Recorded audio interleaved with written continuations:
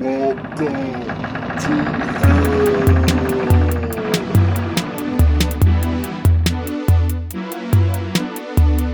There is no escape.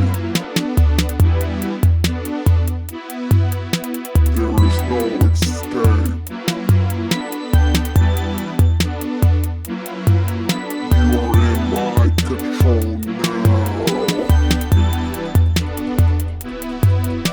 Welcome to hell.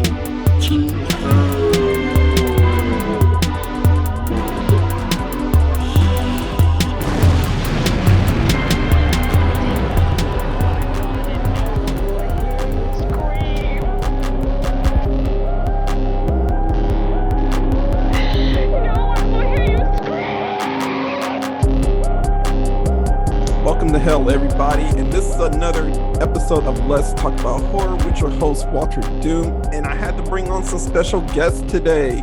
Can you introduce yourselves, please?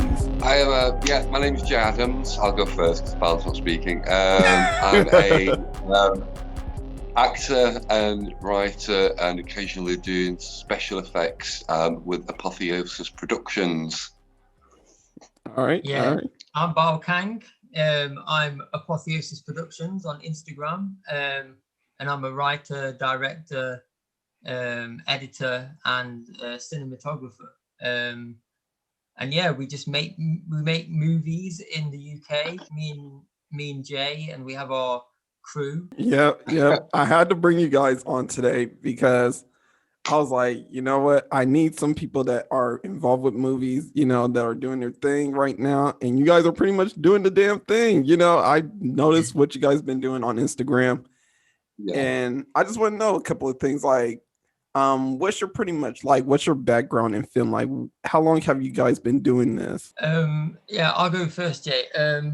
Basically, I've been doing it since 2015. I've been writing and trying to get involved with film, and then that was 2015. 2018 I made my first short film, and that's what really got me into it, and then I made a feature film which I'm currently making at the moment with Jay, and that's how I met Jay. Okay.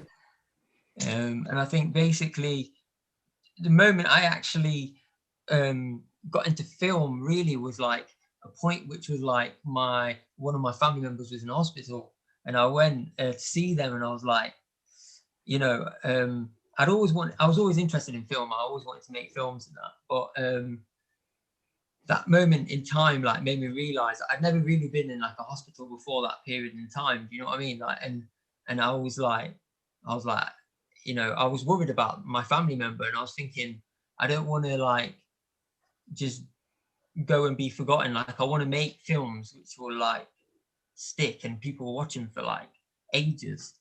And I want that to be my legacy. So that's sort of what put me on film, making films. And I feel like we got good ideas, and I got ideas which are different and that haven't been made yet. So it's just about writing something and then trying to make it.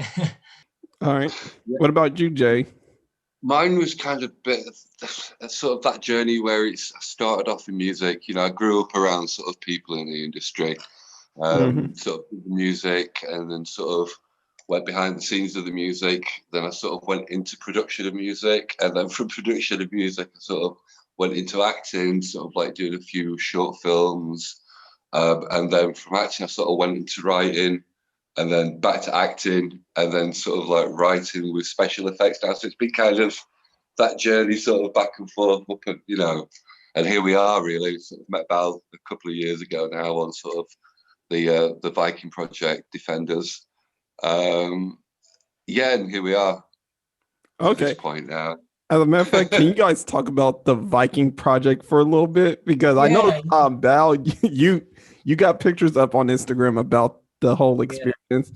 I haven't watched the movie, personally, but I want to hear more about the experience that you guys have done on that. You will. I'll send it to you in it. Once I've edited it and it's ready, I'm going to send it to podcasters, film critics and stuff like that before I send it to festivals. So I'll send it to you, I sent it to a few others as well. And, you know, that film's basically, it's called Defenders Eternal. It's based on Norse mythology, which is, it tells the story of Ragnarok. And to me, that had never really been told before. Obviously, like Marvel have done it, but that's like Marvel style, you know, like, and it's good in its own right. But, you know, I wanted to make something which was art house, fantasy, live action, practical effects, you know, no minimal CGI, like, you know, like, and it's been a big project, bro. Like, that's all I can really say. Like, I started like in 2019, like putting it together, like in my head, like, you know, it was all probably about January, February 2019. Me and my girlfriend, we went to go visit a place in Yorkshire called the Hole of Horkham, which is, if you're in Yorkshire, definitely check it out. It's like a massive basin, like, you know, like crater, basically. And I've never heard of it. yeah, and it's like, it's mad, like, you know, like Yorkshire's got some amazing places. It's my favorite place to like film in the UK.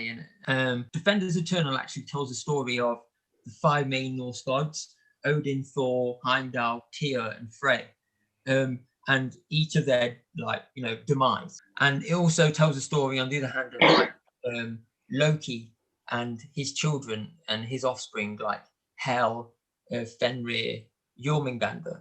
And Jormungandr, the World Serpent, that was Jay. So that's how I met Jay. Hello. And yeah, I casted him for that role. And I got, like, the thing was that was like, we had 40 cast members, yeah, actors and actresses. And then we had, about involved over the course of the project, about 18, 20 crew members, including like about 7 SFX artists, obviously like 3 cameramen, my girlfriend in makeup, doing costume and helping with like doing hair, and creative director as well. Yeah, and then we had we got 2 composers as well that are making music for it. One's in Switzerland, Pat, and the other one's in down in Eastbourne, in the south of England. Yeah, it's just been a massive project, man. Like, we've done 8 days of filming now, like in total. I've got hundreds of gig of footage, and I've been putting it together, like editing it, and it's about 2 hours long at the moment. And I need to maybe cut it down a bit, but we've still got like probably another 2 days of shooting, 1 day of like doing like reshoots, and another of finishing actually the script off. But yeah, like, it's pretty much there, and we've got like real good attention from film festivals and that.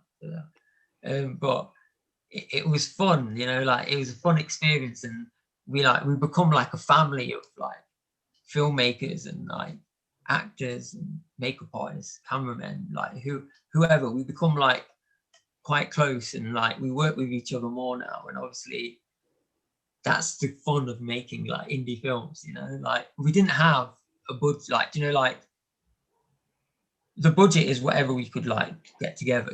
I've seen like some short films with a budget of like 13k, 10k, you know, not looking good for the amount of money spent on it, you know. So yeah, we were just trying to be clever in it, like, you know, like, and the strength of the project, you know, the cast and everyone, like the crew, had to like believe in me in it, you know. Like, we didn't have a script, only I had the script, and no one really saw it. And you know, we would go on set and I would tell people what to do, and you know, people would like give me the script, you know, and I would give people the script who had dialogue before we would do dialogue and stuff. But it was very unorthodox, because, you know, when you make an indie film, you've got to adapt to whatever you have in it. You can use whatever resources you have. So yeah, it was good, man. Yeah. So kind of makeup as well. So kind of jumping on a bit about the filmmaking part. Who would you compare your style to? For those that don't know much about you, like, who would you compare your style to as far as like directing? I would probably say like my favorite directors, you know, like the people that I watch a lot, like, and has been my film school, and like, you know, that I've learned things from. Some of the directors, for example, Alejandro Jodorowsky is not really that mainstream, but he's made films like El Topo, Holy Mountain. You know, those films are big influences on me. And then obviously other directors like Paul Verhoeven, who made RoboCop and Total Recall. Those were some of my favorite films growing up. You know, I always liked that sort of like edgy, like sci-fi, spacey sort of thing as well. Yeah. And then obviously my favorite filmmaker is John Carpenter. You know, like that's my favorite guy. Like, you know, like music on point. His films are 80s horror films.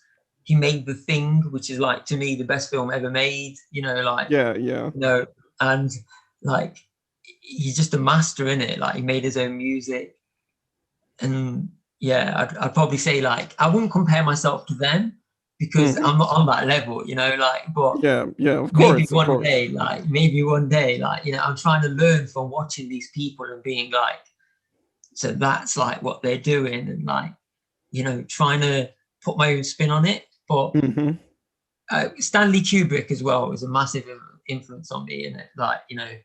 See, I was hoping you said Kubrick. Clockwork Orange, like, you know, there's other people like Pasolini, Pier Paolo Pasolini, who made Salo, 120 Days of Sodom, which is probably the most disturbing film I've ever seen in my life. You know, that's, I have quite a high tolerance for films, innit? Like, Jay knows this. Like, I'll sit through Human Centipede 1, 2, and 3 with a smile on my face, you know.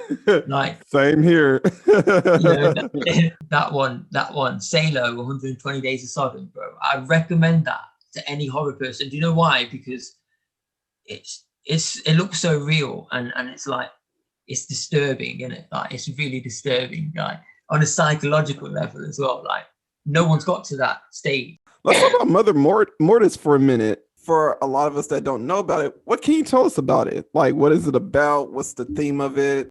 Yeah, actually, it came from a brainchild idea from like Jay with the outfit. We were just having a chat one day, and we thought, you know, we both love slasher films. Like, we should do a slasher. The film itself is basically, it's about Mother Mortis. So the character, and the character is basically our homage to like Jason, Michael Myers, you know, the classic like slashers. And the film itself is about 3 sisters and their brother who are who come from a satanic family that are basically part of a satanic cult. And they're all obviously like very deeply like traumatized from it, the children, having been through satanic rituals and stuff, black masses and etc. The family's dispersed. I won't ruin too much and give too much spoilers, but then what happens is Mother Mortis, who is the son, is basically carted off to a mental institution because he has what is schizophrenic gender dysphoria. So he believes he is female and has taken control mentally of his mother because of certain reasons. And that was also part of, story-wise, a homage to Psycho and Norman Bates and his relationship with his mother, and also just that complex relationship that you have with your parents in general. And yeah, the film we made Mother Mortis Awakening, and Jay basically stalks down one of the survivors from a massacre, which is going to take place in the feature that I've written, and that features like 160 pages. And yeah, but I'll pass it on to Jay so he can say a little bit about it as well. Particularly, like, I think, you know, about filming, because, you know, filming it, like, Jay had the perspective of actually like playing Mother Mortis himself. The location, I sort of stumbled across it one day. It was quite nice weather. It's the where it is Lordline. It's an old fishing place when sort of the sailors used to come in and bring the fish. That's where they used to cash in and get the money for the fish. But then since I think it's the last 20, 30 years, it's just been derelict and going. And I thought, yeah, this would be a really good place to shoot. And obviously, it's sort of communicated with Bal and devised a character. And yeah, here we are. Yeah, I've seen the trailer.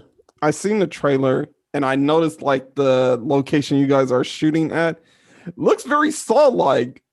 In my opinion, I'm a big fan of Saw, and I just did an episode about Saw, and it kind of reminded me about that movie because I was like, wow, this looks like a very disturbing place to shoot at. It's dangerous, dangerous filming there. It was so cold. Yeah, I think yeah, but you was just wearing a dress, like I was in just a dress, like full with batteries, memory cards, and like power banks, and just like, the thing is like we've been on lockdown for a while here in the UK, right? Because of all the COVID stuff. We just started coming out of it now.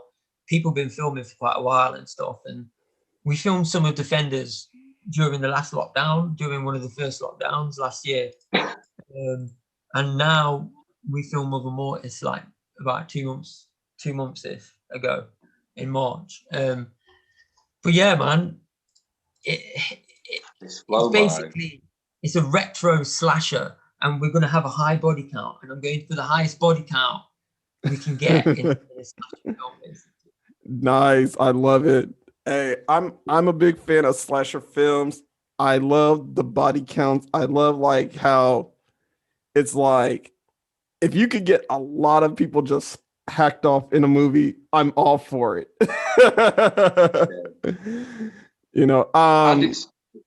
Oh, go ahead. I'm sorry. Sorry, go ahead.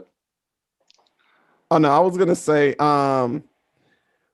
what are you guys' maybe I want to say favorite films as far as like slasher films, like what movie has stuck out to you guys the most?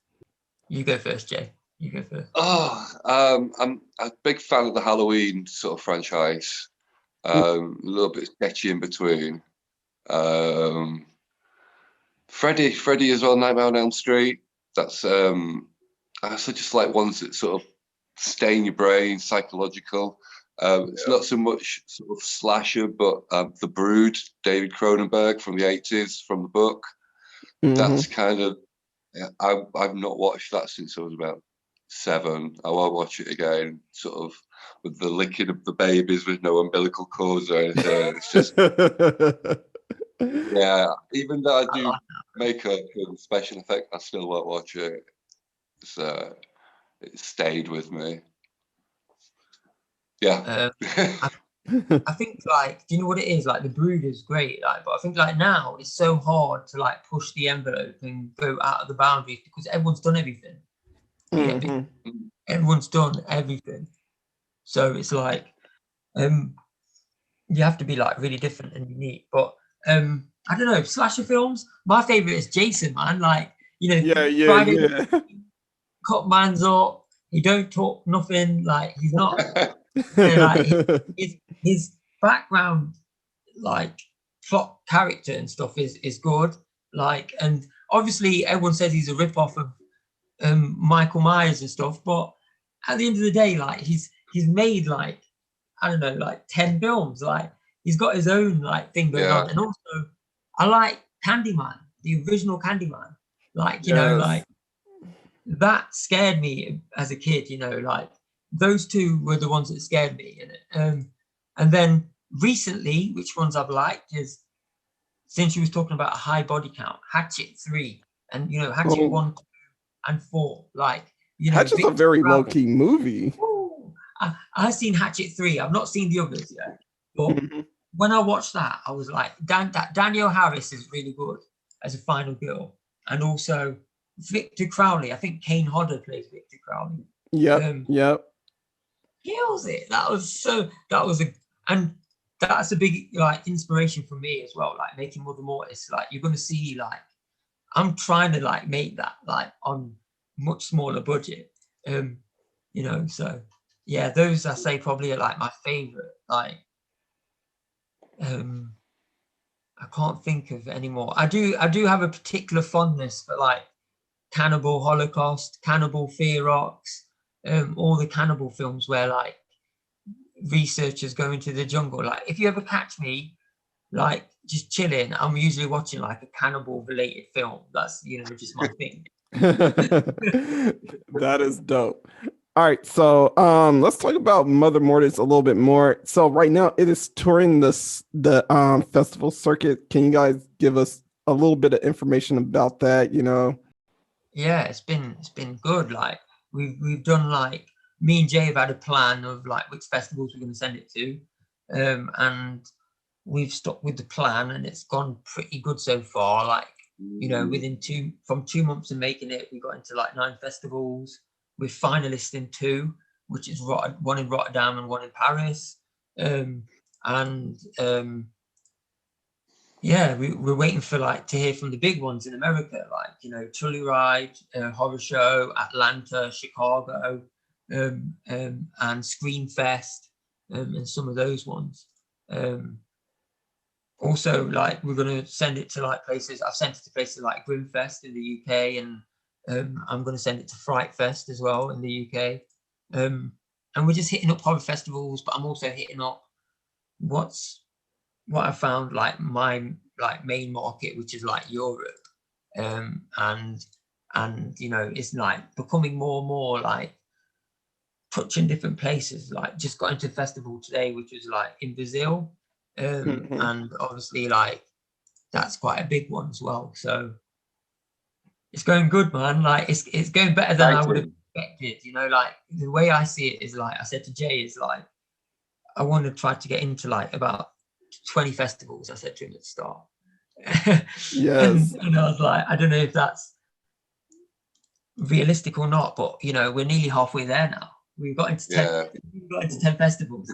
We got to 9 festivals basically in 2 months. So that's dope. That's dope. You know, I like what you guys are doing. You know, I like seeing how should I word it? I like seeing people who have like such aspirations and want to like see the best out of what they do, you know? Like if you have a plan, it's like, oh, okay, I want to reach like 20 festivals, like you said. You know, even if you don't get there, you're still pushing for that, you know, and I like that, you know. It makes like a good story for like your journey and what have you, you know, what you're doing. Yeah, definitely. Yeah, we just want to make films, you know. It's for the fans, really. You know, we don't really care about Hollywood and all that jam, really. Sort of. No, we're not mainstream, man. Like, do you know what the thing is like mainstream will never accept our films, you know, like, Right. There's a massive bunch of festivals that like totally love our films, like, you know, and then there's certain festivals that just, no matter what we do, like even if our films are way better or people like them more or whatever, they still won't accept us. You know, that's just because in this film festival whole industry, it's all like, it's about making money, and it's also about it's about like doing favors for each other and helping each other's students and pals and this and that, and that's fair. Like, you know, everyone's going to have their game, but for us, like, festivals, but it's great, a shame. you know? Yeah, it is a big shame, but like festivals are great, but what matters is the audience. You know, like getting a cult following of like a group of people. Like, I don't care what size they are even, like, but just people that enjoy the film, like, and want to watch more, you know, and you know, like, I'm not planning to charge anyone to watch any films. Like, you know, I'm going to put all the films up on, I'm going to get the feature film Defenders on Amazon Prime, and then I'm going to have it on, after it's done its Amazon Prime run for a bit, I'm going to put it on YouTube and put it on Vimeo for free, and then all the shorts we're going to put on our own website, which we're going to start up soon, which is going to be Apotheosis TV, and we're going to like that's free. Like, I'm not charging nobody. I just want people to watch and just rate it or write something, what they think of it. You know, at the end of the day, like, me and Jay don't make this stuff for money. We make it because we love making films. Yeah. I love that. I love that. And that's what I really like, is when people have a passion for it, you know. You know, they're not in it for just monetizing it or just like in it for like the fame and glory. You know, they're in it for like just entertaining people and just inspiring people, which is what I like what you guys are doing right now, you know. Yeah. I like the idea of kind of, you know, you sat there thinking, oh, I don't even know what film to watch today. And you sort of like, you come up with this idea for this film that you want to watch. It's like, yeah, let's just make that. And then you've got the film that you want to watch. Mm-hmm. And we've got the means to do that as well, you know. Yeah. All I gotta say is just keep doing what you guys are doing. Thanks, man. You too, man. You know, like, you know, I like the fact that you like doing this, because it helps us all like get the word out. And like, you know, we really appreciate our audience, like in the US, like, because you guys are like the horror capital of the world, innit? You know what I mean? Like, and you know, we love your festivals, we love your like critics, like podcasters, like everyone's so cool and like welcoming. It's a weird thing, like making a movie, because half the time you have a script which is sick and it never gets made, and then like if you have the idea, you've got to pounce on it, like, and make it ASAP, basically, because you only have like finite resources and time. And now what's important to like me and Jay is just making films, like, as much as possible, no matter what the circumstances is, like, making film. Yeah. It's what we love, so. Definitely. All right, so here's what we're gonna do. We are gonna take our first break right now, you guys. And when we come back, we're gonna play a little game. Okay, kids. Yep. I'm trying to make this as interesting as possible. So yeah, for the audience, and like you shouldn't say in a scary movie, I'll be right back.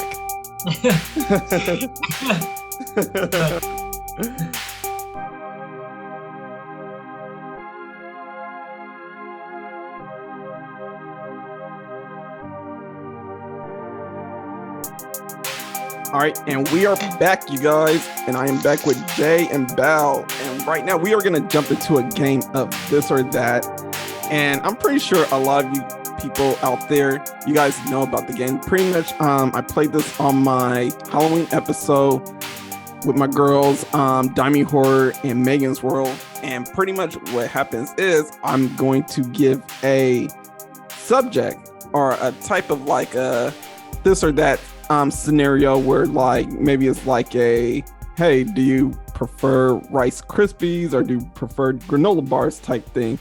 So right now we're gonna kind of like go into a few topics or a few scenarios, and I want to get you guys' input, you guys meaning Bal and Jay, your ideas of which one you would go with.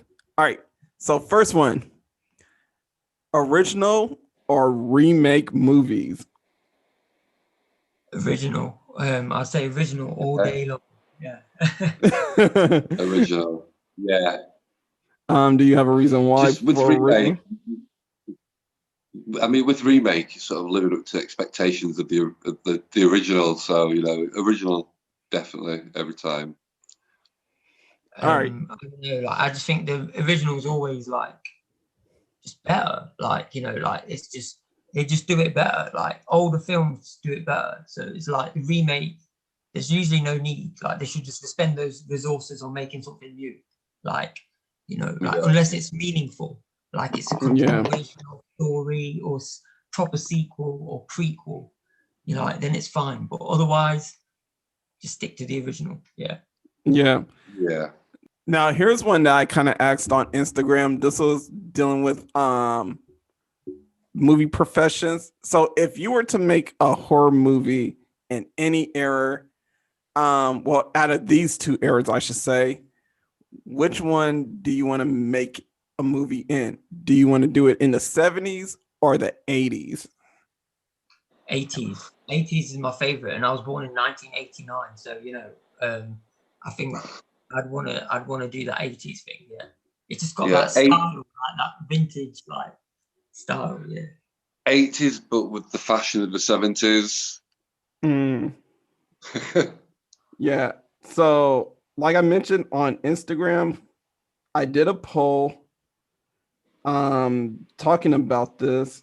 70% of people said they want to do films in the 80s compared to 30% that said they want to do film in the 70s. Nice. Yep. Me personally, I don't know if I could choose an era because, in the 70s you have Halloween, you got The Exorcist, movies like that. But then like 80s, they have like all the classic horror films, Nightmare, Jason. Yeah. I mean, even some like the most famous B horror movies like Chopping Mall, Scanners, 70s was solid still. Like 70s and 80s are the two most competitive, isn't it? For sure. Yeah. Yeah, definitely. All right. So this one is more kind of like personal for you guys. So which one was the more fun filming experience and why? A Friend Amongst Friends or Defenders Eternal? Defenders was the most fun for me just because it was the bigger project and like the harder challenge, and we got like a lot out. We got a lot out of it footage wise. So yeah, that was definitely the one for me. Yeah. And for me, Defenders, because I mean, with Friends Amongst Thieves, I just did the music for it anyway. So it was a project that Bal had done previous to meeting each other. So yeah, Defenders for me. Okay. I guess this one will be more of a Jay question. Which one is better for you, acting or producing music? Acting, I do the music, but I've kind of moved on from having that as a career. The music's just kind of something that I'll do if I'm in that creative flow, really. One day I'll sort of like, I'm going to work on a tune today. But yeah, it's more the filmmaking. Yeah. Okay. What about you, Bal? Which one is better for you? And this question is directed to you: directing or writing? I'd say directing. I like both, but and I wouldn't do one without the other. But yeah, directing, you get to put everything together and then see how it works. So yeah, directing for me. Okay. I did a poll about that. This one was dealing with like directing and acting, and 57% of people on Instagram said they rather do not acting, they rather do directing versus acting, which I thought was pretty interesting because I would have thought like a lot of people would have picked acting over directing. Yeah. It's hard. They're both hard work as well, aren't they, really? Mm-hmm. I did try directing once, sort of never again, really. It's too much to do, I prefer the creative side of it and being a part of the creative process rather than do what Bal does. All right, so that is pretty much our interview for today. Can you guys let us know where we could find you at as far as social media, where we could find the movies and what have you? Sure. Mine's at Apotheosis Productions on Instagram. And I'm on Instagram at Addamz, Addamz. So yeah. All right. So I want to say thank you guys for coming on to the podcast. This was fun. Thank you for having us. Thanks, Walter, man. It was real fun speaking to you, man. Yeah, definitely. Thanks, man. Yep. So definitely, I gotta get you guys on another time. Whenever you guys have something new coming out, you guys are always welcome to come onto the podcast. promote what you're doing. And yeah, I mean, just keep doing what you guys are doing. You know, we need more people out there that have a passion for like making film and just creating film mainly for the fans and not just for monetary value, you know? Definitely. Yep. And I will be looking forward to seeing Mother Mortis, and I'm pretty sure my audience are willing to see this movie too. So yeah, just keep doing what you guys are doing. Thanks, bro. You too. Fantastic. Yep. All right. So right now we are going to take another break, you guys. And when we come back, we are going to come back to the slasher corner.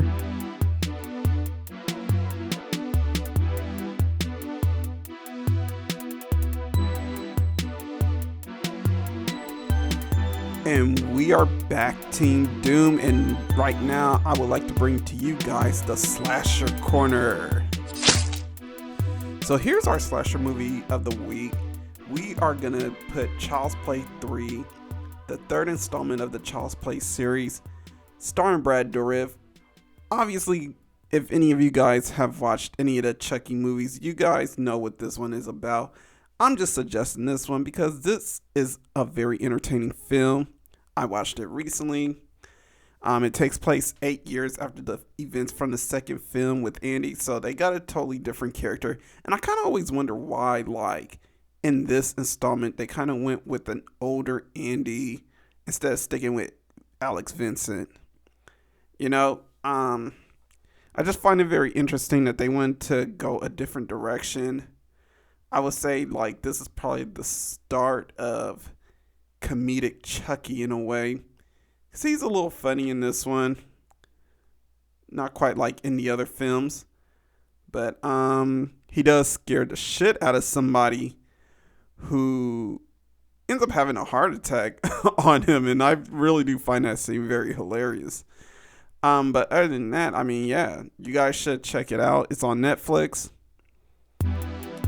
Before I start heading out, you guys, I just want to once again thank my guests, Kang and Jay Addamz, for coming on to the show of Apotheosis Productions. And definitely check those guys out. You know, they're doing good things. They're out here doing the thing for the indie culture and everything. And yeah, just be on the lookout for Mother Mortis. Also, if you guys want to follow me on social media, it is Walterdoom on Instagram, Walterdoom1 on Twitter, the Walterdoom on TikTok, and Walterdoom everywhere else that's streaming. Other than that, I am about to sign out for today. This has been another episode of Let's Talk About Horror. This is America. Don't let them catch you slipping now. Stay diabolical, people.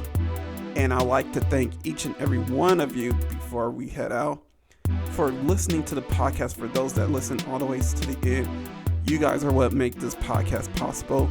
You guys are the Team Doom of the century. I don't know what I was going to do right there, but either way, thank you all for listening.